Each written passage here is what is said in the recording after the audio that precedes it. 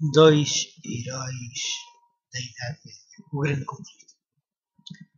Foi porém em outros campos que Lúcio começou a obra da reforma. Vários anos após ter recebido a ordenação sacerdotal. Foi nomeado pregador da Capela de Belém. O fundador desta capela defendera como assunto de grande importância a pregação das Escrituras na língua materna, na língua do povo. Apesar da oposição de Roma, a prática não se interrompeu, ela completamente na Boêmia. Havia, porém, grande ignorância das Escrituras e os piores vícios prevaleciam entre o povo de todas as classes. João Hus denunciou largamente esses males, apelando para a palavra de Deus a fim de encarecer os princípios da verdade e pureza que ele pregava.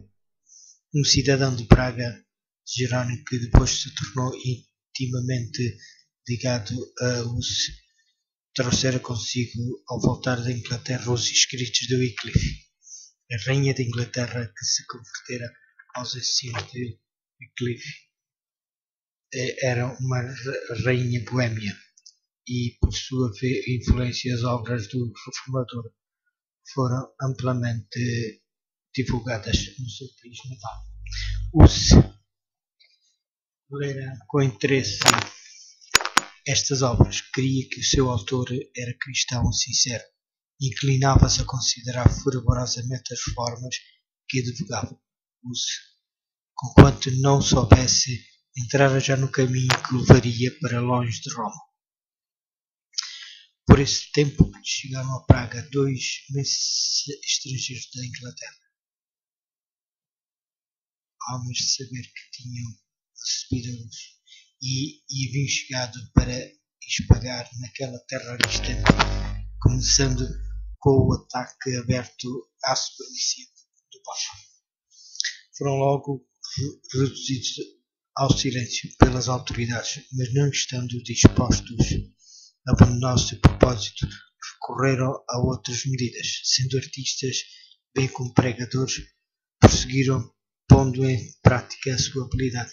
Em local franqueado ao público, pintaram 2 quadros. Um representava a entrada de Jesus em Jerusalém, manso e assentado sobre uma jumenta, e seguindo dos seus discípulos descalços e com trajes gastos pelas viagens. Outro reproduzia uma procissão papal, o Papa adornado com as suas ricas vestes e com a tiara montado num cavalo magnificamente adornado, precedido de trombeteiros e seguido pelos cardeais e prelados em deslumbrante pompa. Ali estava um sermão que prendeu a atenção de todas as classes. Multidões de pessoas vieram contemplar os desenhos.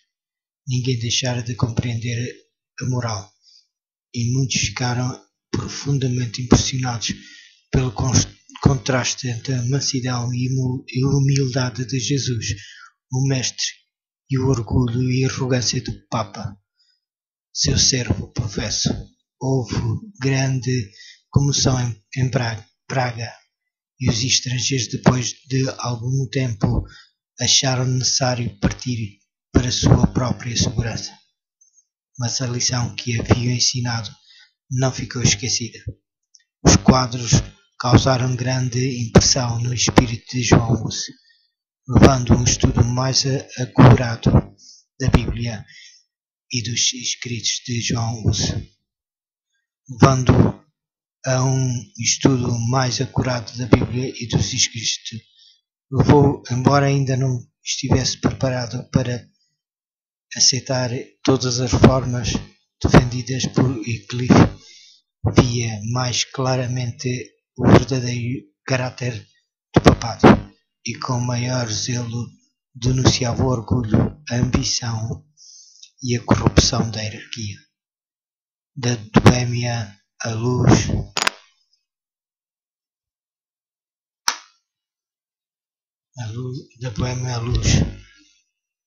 estendeu-se à Alemanha, pois, tendo-se dado algumas perturbações na Universidade de Praga, dali se retiraram centenas de estudantes alemães. Muitos deles tinham recebido de o seu primeiro conhecimento da Sagrada Escritura e, ao voltarem, espalharam o Evangelho na sua pátria.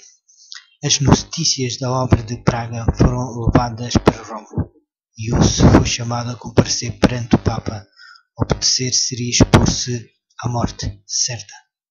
O rei e a rainha da Boêmia, a universidade, membros da nobreza e oficiais do governo uniram-se num apelo ao pontífice para que fosse permitido a Hus permanecer em Praga e responder em Roma por meio de delegação, em vez de atender a este pedido. O Papa procedeu ao processo e condenação de Hus, declarando então interdita a cidade de Praga. Naquela época, esta sentença, quando quer que fosse pronunciada, despertava alarme geral. As cerimónias que o acompanhavam eram de modo a encher de terror o povo, que considerava o Papa como representante do próprio Deus, tendo as chaves do céu e do inferno, e possuindo poder para invocar juízos temporais, assim como espirituais. Acreditava-se que as portas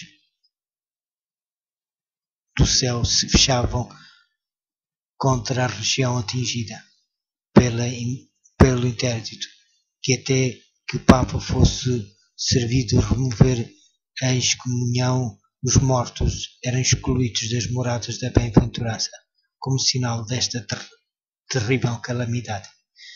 Suspendia-se todos os serviços religiosos. As igrejas estavam fechadas. Celebravam-se os casamentos no pátio da igreja. Os mortos negavam-se sepultamento em terreno consagrado. Eram, sem os ritos fúnebres, inundados em fossos ou no campo, assim por meio de medidas que apelavam para a imaginação. Roma buscava dirigir a consciência dos homens. A cidade de Praga encheu-se de tumulto. Uma classe numerosa denunciou-os como a causa de todas as calamidades e rogaram que fosse entregue à vingança de Roma. Para acalmar a tempestade, o reformador retirou-se por algum tempo para a sua aldeia natal, escrevendo aos amigos